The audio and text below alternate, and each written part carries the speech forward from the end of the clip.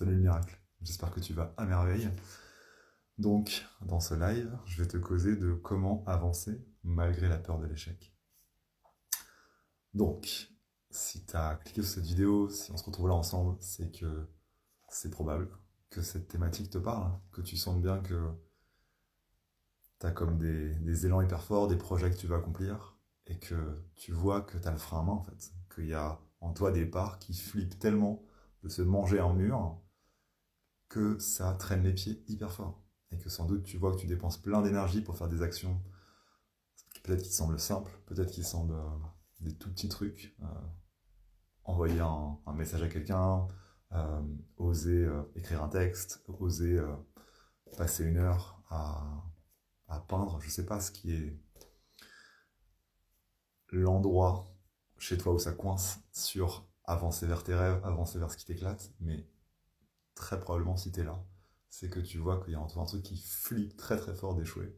Et à cause de ça, bah, que tu te sens comme dans une petite boîte en plexiglas et que c'est insupportable, que c'est étouffant, que tu as envie que ça cesse. Donc, et que tu vois que la peur de l'échec est un des composants de cette boîte en plexiglas. Donc, je vais te soutenir dans ce live à avancer quand même, malgré la peur de l'échec, sur tes projets, sur ce qui t'éclate le plus dans ta vie. Ok. Coucou Patty. Donc, dans ce live, je vais te développer 3 parties. Et la première, c'est sortir du drama. Ce qui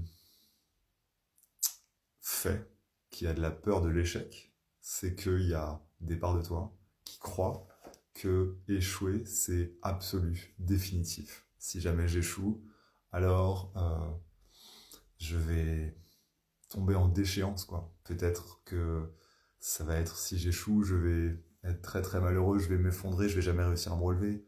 Peut-être j'ai peur de tomber en dépression, peut-être j'ai peur que si j'échoue, alors je vais finir à la rue, je vais devenir dépendant à une drogue, alcoolique, et toute ma vie va s'effondrer si j'échoue, et que je ne pourrai jamais me relever. Voilà. S'il y a la croyance que l'échec est un truc définitif, une voie à sens unique vers la mort, la fin de ta vie douloureuse, etc., évidemment que c'est écrasant que ce truc-là puisse avoir lieu. Mais ça, c'est une vision d'enfant, en fait. C'est une vision binaire qui dit euh, si jamais je fais pas bien, eh ben ça va être la catastrophe absolue. Mais ça, c'est binaire, c'est manichéen, c'est une vision d'enfant, en fait. Et d'enfant traumatisé, en fait. D'enfant à qui on a dit si jamais tu rates, ce sera la fin du monde, ce sera très très grave, ce sera dramatique. Et donc, c'est une vision d'enfant. Donc, c'est exactement comme... voilà, imagine un enfant à qui tu essaies d'apprendre à faire du vélo, et tu lui dis, tu peux apprendre à faire du vélo, mais si jamais tu tombes, tu n'auras plus jamais le droit de faire du vélo. Et si jamais tu tombes, d'ailleurs, je t'aime plus. Et tu pourras plus jamais faire du vélo. Imagine le niveau de stress que ça met à cet enfant. C'est exactement la même chose que tu te fais à toi-même. Et moi, je me le fais aussi, hein. Mais c'est ça qui se passe à l'intérieur. C'est comme dirait un enfant, fais du vélo, essaye d'apprendre à faire du vélo, mais si tu tombes, je t'interdirai à tout jamais de faire du vélo, et je t'aimerai plus. Donc évidemment que c'est très violent, et que c'est pas du tout soutenant pour apprendre des trucs et avancer sur des projets. Mais c'est ça, cette image-là, je la trouve belle, je te la donne, l'image du vélo, et de l'enfant à qui on dit ça.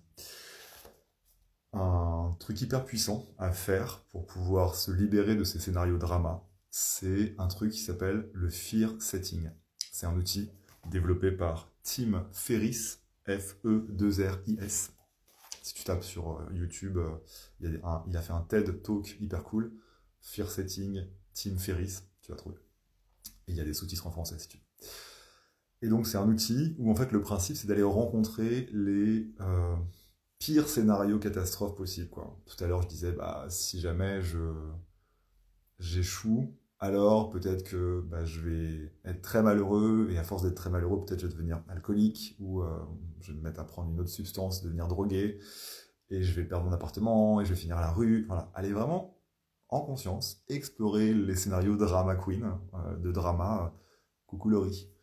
Voilà, donc aller explorer les scénarios de drama que les parts de nous pensent que c'est possible, et vraiment aller dedans, et aller les noter. Et le processus de fear sitting, c'est faire ça, et avec notamment qu'est-ce qui se passerait si jamais, déjà aller explorer pour aller comme exorciser ces scénarios catastrophes parce qu'on ose aller les rencontrer. Et ensuite, il y a ce serait quoi le coût. Donc ça, c'est le coût de l'échec, d'accord? Et on fait la liste. Coucou. On fait la liste vraiment. Et après, il y a une autre colonne où ce serait quoi le coût de l'inaction? Si jamais je n'ose pas avancer vers mes rêves, si j'ose pas prendre des risques, si je reste dans ma zone de confort absolument, et que je n'avance pas par peur de l'échec, c'est quoi le coût? Qu'est-ce que ça risque de déclencher dans ma vie le mois prochain, dans 6 mois, dans 1 an, dans 10 ans? Et c'est vachement intéressant. Et moi, ça m'a beaucoup fait du bien dans, notamment, faire marcher mon activité de thérapeute, quoi. Réussir à, oui, gagner ma vie dans l'abondance financière même, pour pouvoir m'offrir des stages, tout ça, en faisant ce que j'aime. Et si ça marchait pas? Et si je ratais? Et si j'échouais? Ce serait quoi ma vie? Et moi, il y a vraiment un truc qui s'est débloqué grâce à cet exercice de fear setting.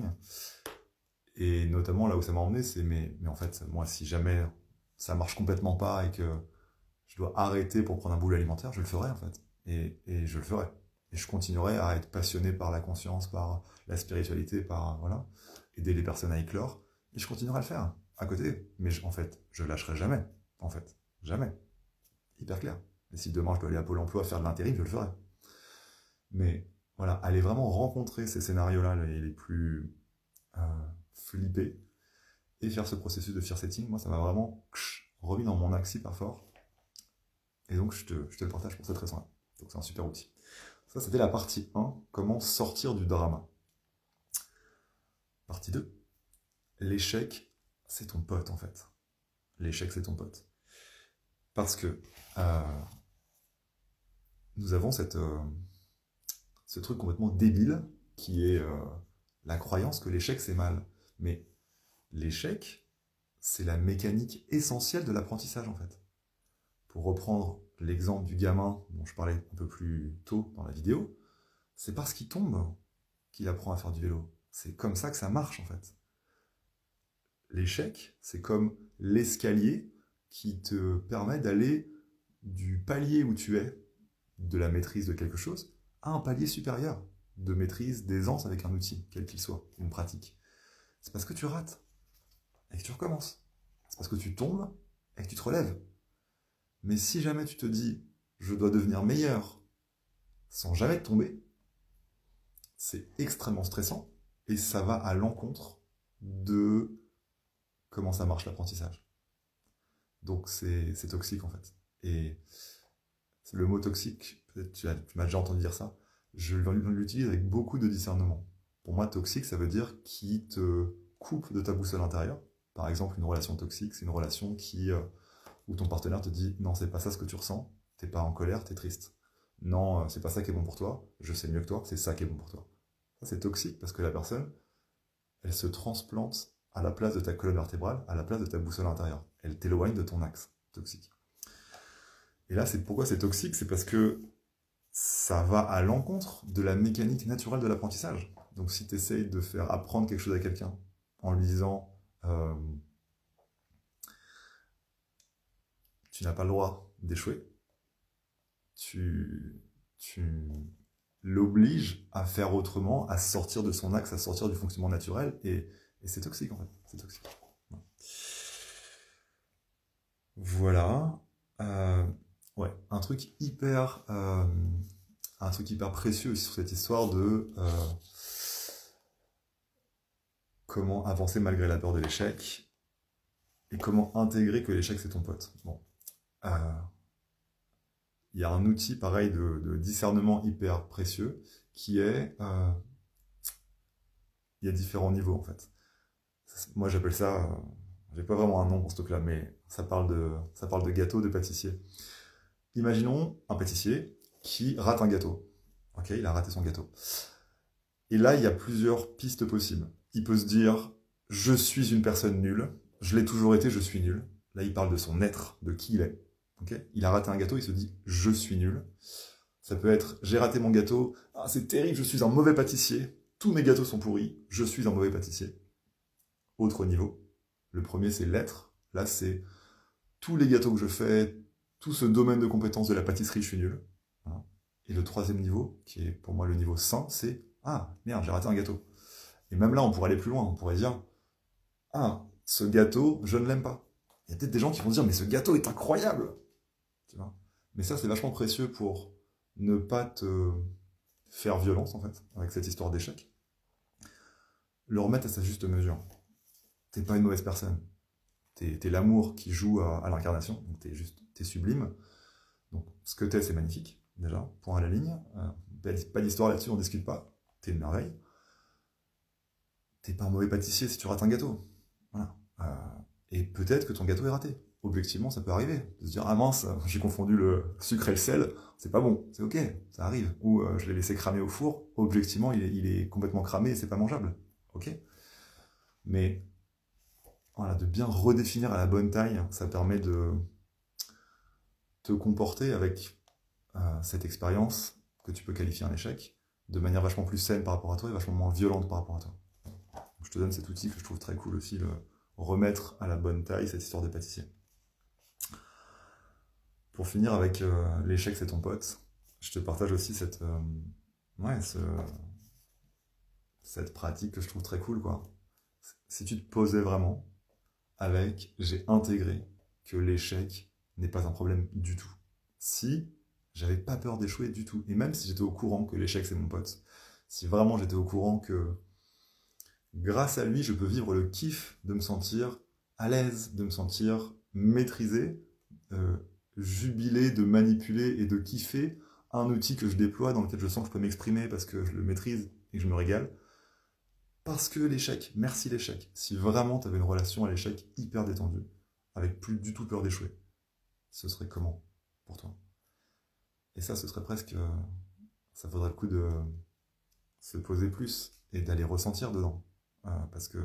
Ou d'écrire, tu vas te poser et te prendre 10 minutes et dire, ok, si vraiment j'avais plus du tout, mais alors plus du tout peur d'échouer, et même que j'étais au courant que c'est le moteur essentiel de l'apprentissage en fait. Ça changerait quoi dans ma vie?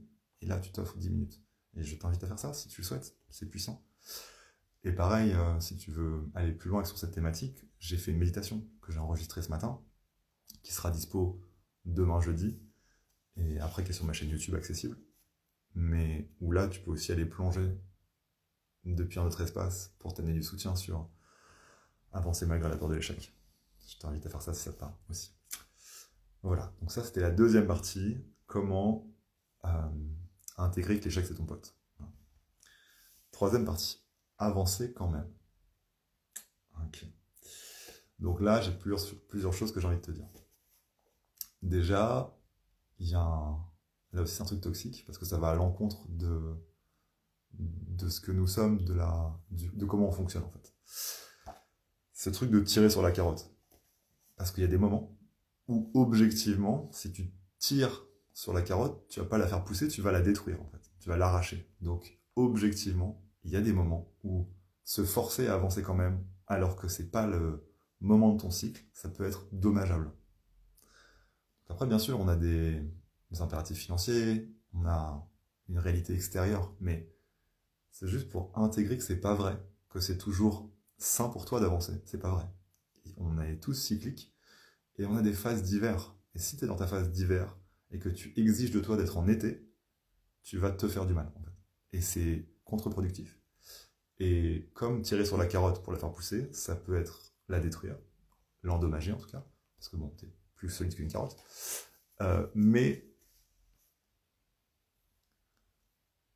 Et très concrètement, ça peut ressembler à quoi? De se faire du mal, et de s'endommager, et de croire que ça va plus vite, alors qu'en fait ça va te ralentir. Parce que c'est ça en fait.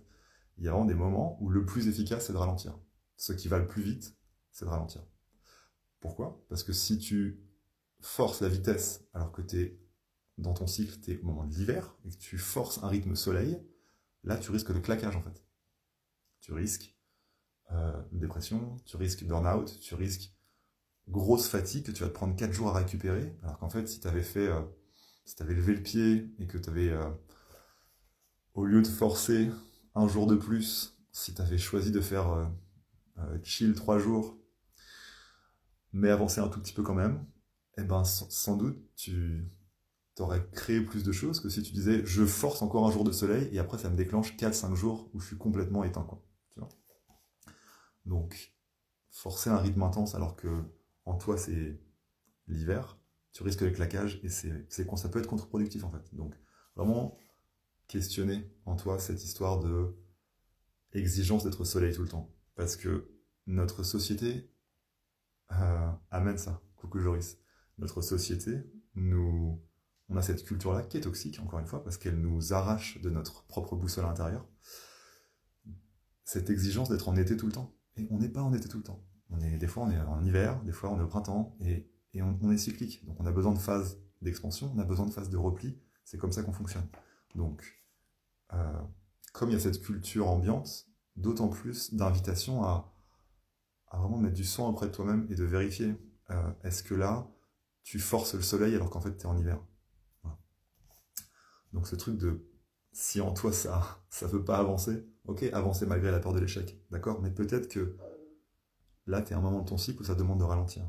Et ça peut être hyper juste et être le chemin le plus efficace pour avancer, en fait. Voilà, de t'offrir cette petite phase d'hiver dans laquelle tu es. Un autre truc qui peut être la cause de je n'arrive pas à avancer, ce n'est pas ma maison, en fait. J'essaye de nourrir un rêve qui n'est pas le mien. Si tu as plein de résistance, c'est possible que ce soit ça aussi qui soit là. Donc, voilà. Je t'invite vraiment à t'offrir des moments d'espace intérieur pour vraiment aller te rencontrer, de méditer, d'aller marcher, mais d'écouter. Est-ce que vraiment ce chemin vers lequel tu vas avancer, est-ce que ça vibre vraiment dedans? Et si ça dit un grand oui, alors génial. Alors, tu es sur le chemin et il y a des vagues, il y a des résistances. Mais si ça résiste très fort, ça peut aussi vouloir dire t'es pas dans ta maison en fait. Et ton système essaye de te le dire.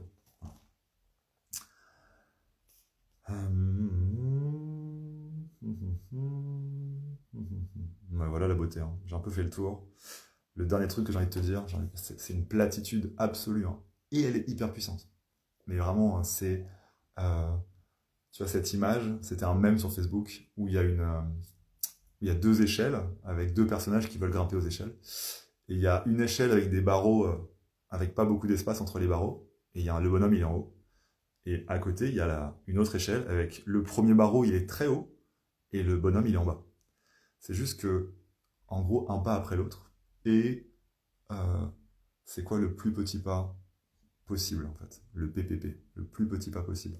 Parce que si tu essayes d'avancer sans écouter ton rythme, sans écouter où en est ton énergie, où en est le yin dedans, et que tu forces un truc qui est trop pour ton système, en gros des barreaux trop espacés, tu vas pas réussir à grimper à ton échelle. Tandis que si tu te fais des petits barreaux, tu vas pouvoir monter super haut. Donc, oui, c'est un cliché. Et souvent, les clichés, c'est aussi parce qu'ils sont hyper puissants, en fait. C'est pour ça que ça a été vachement dit et redit. Parce que c'est vrai, quelque part. Dans ma compréhension, c'est comme ça que ça marche. Donc, je t'invite aussi, pour avancer malgré la peur de l'échec, à vraiment faire des objectifs petits. Pour plusieurs raisons. Déjà parce que, comme ça, tu vas pas te dire « je suis nul, je n'y arrive pas ». Et en plus, un puissant moteur de progression, c'est la satisfaction d'accomplir. C'est « ah super, je me fais un objectif justement calibré, et j'ai le plaisir de voir que je réussis en fait, et que j'accomplis, ce qui me donne de l'énergie pour fixer un autre barreau. » Voilà. Donc je t'invite à faire des petits pas à la beauté aussi. Si tu sens que c'est dur, si tu sens que tu es dans une foulée de dingue, et que tu jumps de barreau en barreau comme un orang-outan en pleine forme, c'est magnifique, super. Mais si tu sens que c'est dur, je t'invite à vérifier la taille de tes barreaux, et peut-être à réduire. Voilà la beauté. Eh ben écoute, j'espère que ça t'a fait du bien, ce live. Si jamais tu sens que tu as envie d'aller... Vas-y, je te lis Laurie, j'ai dans cette image. Bah oui, bien sûr. Bien sûr que l'effet cumulé des petits pas est magique. Clairement, clairement. Ouais, je suis content que ça te parle, Laurie. De fou. Du coup, le miracle. J'arrive à la fin de ce live. J'espère que ça a contribué pour toi. Si jamais tu sens que cette thématique d'avancer malgré la peur de l'échec, cette terreur de l'échec, tu sens que c'est un truc, ça te pourrit et tu as vraiment envie de t'en débarrasser et que tu vas aller plus loin, avec plaisir d'échanger avec toi et de voir si je peux être une ressource sur ta route. Je te souhaite le meilleur et je te dis à la prochaine. Salut la beauté.